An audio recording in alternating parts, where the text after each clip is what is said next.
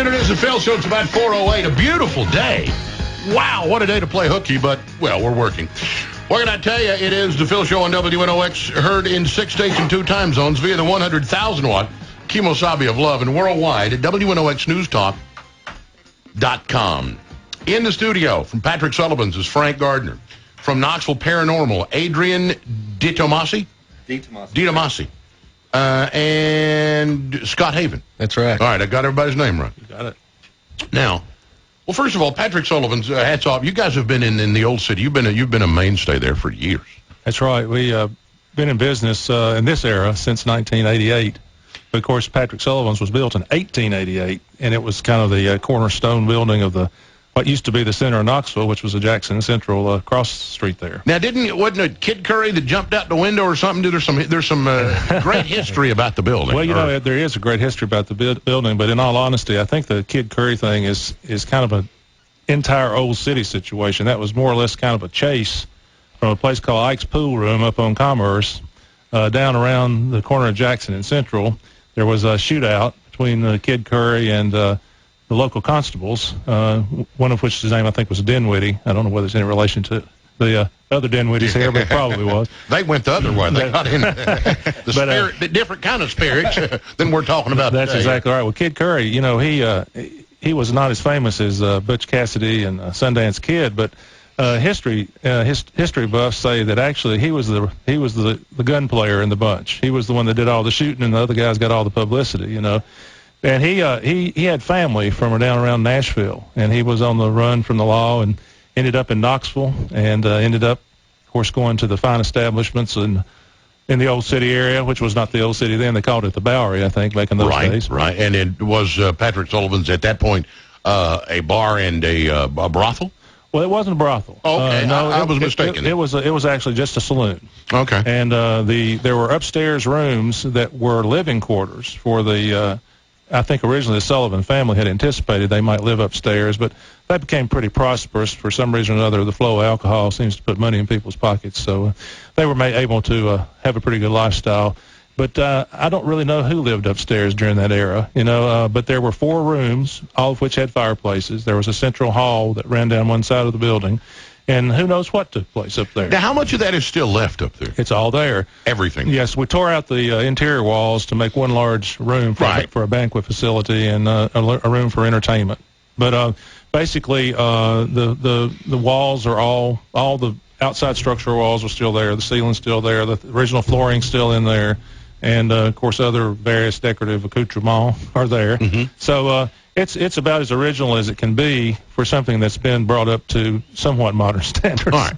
Now, this was probably been a month ago, or it wasn't long after y'all talked to the Sentinel, or somebody did. Anyway, my friend, who I have known for years, who works at a bank, my friend, he and his wife and another couple were dining at Patrick Sullivan's. He looked me in the eye and told me what happened. And I can't, and ever since he has told me this, with the enthusiasm, if for lack of a better word, and the integrity that he has. I mean, I love this man, and I believe what he says, and he believes it, and it's obsessed him now.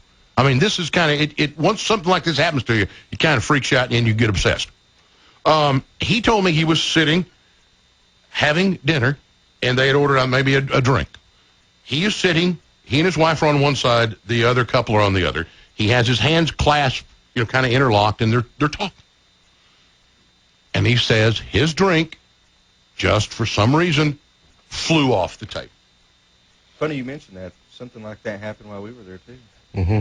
Okay, all right. Now, and he told me that the bartender there, or maybe he talked to you, I don't know who he talked to, but he says they told him in great detail that this is not uncommon at Patrick Sullivan's. Talk a little bit about that. Well, I'll be honest with you. I've always been pretty much a skeptic about this sort of thing, the paranormal or whatever. But in all honesty, things like that do happen. The latest thing is kind of mundane, but it's an ice scoop incident we have. In the back part of the building, we have ice machines, and We have an ice scoop. Obviously, you have to have a separate ice scoop for getting your ice out and putting your ice to the different ice wells throughout the building. This ice scoop keeps moving around, and everybody says, "Oh, somebody's just messing with you here. Somebody's just messing with you there." But literally, I have taken that ice scoop and put it on top of an ice machine at 2 o'clock in the morning, and at 8 o'clock in the morning when you come back in, it's 15 feet away. Why? I don't know, and it's almost funny, because now you go looking at where is the ice scoop, But the incident you're talking about with the drink has happened numerous times, and it's happened in different parts of the restaurant, not just one specific table or whatever. It's happened at the bar. I've had people sit in the bar, and they turn around and their drink's turned over, and they think that, the bartender's come by and knocked it over. "Oh, you knocked over my drink." No, nothing like that happened. And then we laugh, I say we, whoever's the attendant or server says, it's probably the ghost, and just walks on off and cleans up the mess or whatever and gets another drink, but that's happened. Well, and I guess this has probably cost you more than a few drinks. Well, it's cost a few, but, actually the bit of publicity that's garnered, I guess, is worth it. But the main thing is just the phenomena of it, and then just the absolute shock that comes from the patron when this happens to them or when they see it, Well, and this particular gentleman that I know, this is a God-fearing Christian. He's just, backbone pillar of the community. He's convinced that something or someone or some entity took this, and ever since then, he's been asking everybody he knows, "Do you believe in spirits? Do you believe in God?" And he's gathered a bunch of stories. He's even talked to a man, another well-respected member of the community, says, "Yeah, for almost a year, I kept seeing my grandmother go from her bedroom to the kitchen. I'd see her. And then, because she used to visit him. And then after a while, she's not there anymore, but he said it shocked him at first, and then he kind of got used to it. He'd just see her walking, but she'd walk into the kitchen, and she wasn't there." So anyway, now, Adrian and Scott, you said this happened to you not long ago, the drink line? It happened on the investigation. When you did the investigation? Yes. Now, how long was the investigation? Tell me about, or do we have time? I tell you what we're going to do. We're going to hang on. We're going to take a quick break, and when we come back, we'll put you in the restaurant, and we'll go from there. And then we'll invite you to call and talk with us at 656-8255, 1-800-951-TALK. Or if you want to talk to the guys here, will you take phone calls from people? Oh, yeah. From Knox Paranormal. Now, do you go out and investigate stuff? If someone calls you and says... Definitely, and it's absolutely free of charge. It's free of charge. Exactly. They say, "I got something in my house. Will you come look at it?" Yep. Try to help people out. Okay, and I want to find out how you guys got involved in all this stuff, too. All right, with traffic now, here is our friend Left Turn Laverne. Sweet little lovemaker. Back into it. Thank you so much for being here. Patrick Sullivan's owner is here.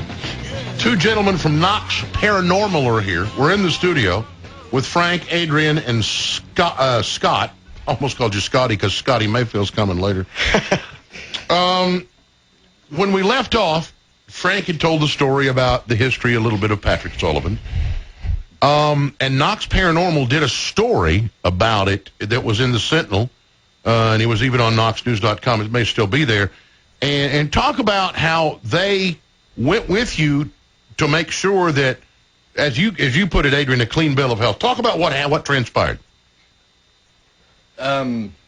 Basically, they wanted to go with us. Right. On one of our adventures, I guess you could say. Because evidently the Knoxville News Sentinel have heard the same stories that we've definitely. heard. They wanted to write an article about what we do. So we took them to Sullivan's with us. Frank was kind enough to let us all come over there and spend the night. And so we went, and we got started, I guess, somewhere around midnight. Yeah, it was about midnight. So the restaurant closes. Now, what night was this? It was a Tuesday night. I believe it was the 26th of February. Okay, just a Tuesday night. Yeah. All right, so tell me what you do.